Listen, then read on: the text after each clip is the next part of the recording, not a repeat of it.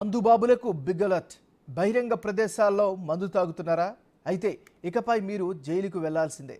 విధులు ముగించుకొని ఇంటికి వెళ్తూనో స్నేహితులతో సరదాగా మందు తాగుదామని అనుకుంటున్నారా? అయితే జర జాగ్రత్త. బహిరంగంగా ఎక్కడైనా మద్యం సేవిస్తూ పోలీసుల కంట పడితే 6 నెలల కారాగారవాసం తప్పదిక.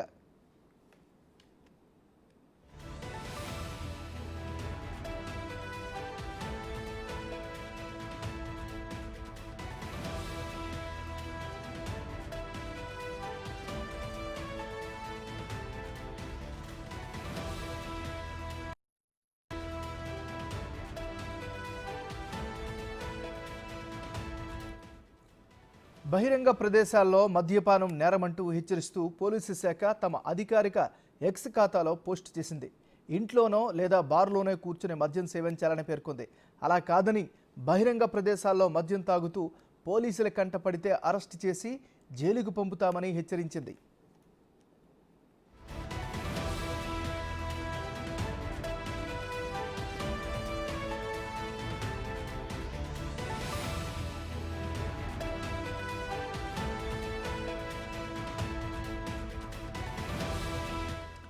బహిరంగ మద్యపానం చట్టరీత్యా నేరమని పోలీసు శాఖ తెలిపింది. బహిరంగ ప్రదేశాల్లో మద్యం సేవించడం వల్ల మందుబాబులతో చాలా ఇబ్బందికర పరిస్థితులుంటాయని పేర్కొంటూ ప్రజల నుంచి ఫిర్యాదులు వెల్లువెత్తాయి. దీంతో పోలీసులు పౌరులను హెచ్చరిస్తూ ట్వీట్ చేశారు. ఇలా రోడ్లపై కానీ ఖాళీ ప్రదేశాల్లో కానీ మద్యం సేవించిన వారిపై కఠిన చర్యలు తీసుకుంటామని హెచ్చరించారు. ఇలాంటి ఘటనలపై డైల్ 100కు ఫోన్ చేయాలని ప్రజలకు సూచించారు.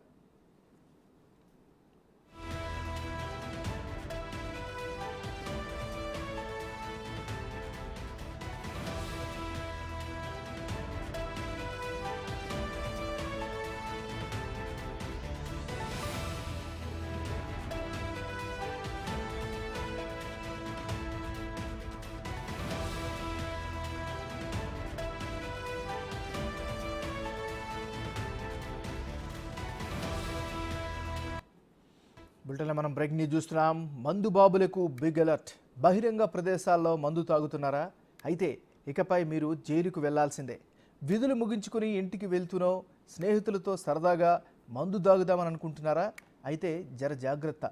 బహిరంగంగా ఎక్కడైనా మద్యం సేవిస్తూ పోలీసుల కంట పడితే 6 నెలల కారాగారవాసం తప్పదిక.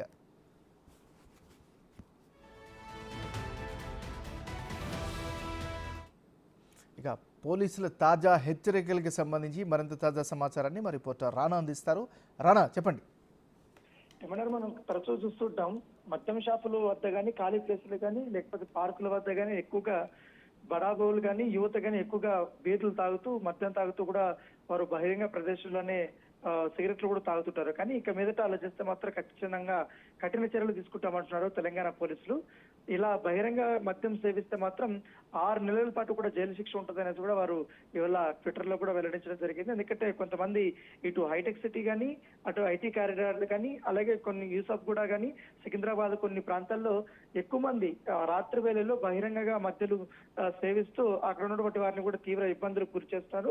దాంతో పాటు రోడ్డు మీద వెళ్లే వారిపైన కానీ వాహనదారుల పైన కూడా వారు కామెంట్స్ కూడా చేస్తున్నటువంటి నేపథ్యంలో చాలా ఫిర్యాదులు పోలీసులకు అందాయి. కొన్ని ఫిర్యాదులతో బహిరంగంగా ఎవరైతే మద్యం సేవిస్తున్నారో వాళ్ళ యొక్క ఫోటోగ్రాఫ్స్ కూడా వాళ్ళు ట్విట్టర్ లో పెట్టి వాళ్ళకి ట్యాగ్ చేస్తూ కొన్ని పెట్టారు. ఎందుకంటే ఇక మీదటి నుంచి తెలంగాణ పోలీసు ఎంత కఠినంగా ఉండబోతున్నారో కూడా వారు అన్ని సెక్షన్స్ తో పాటు వాళ్ళు క్లియర్ గా పెట్టినటువంటి నేపథ్యం కాబట్టి సో బీ కేర్ఫుల్ అని కూడా వారు చెప్తున్నారు. ఇక మీదట ఇటు వైన్ షాప్స్, ముఖ్యంగా వైన్ షాప్స్ దగ్గర కొంతమంది తీసుకుంటున్నారు.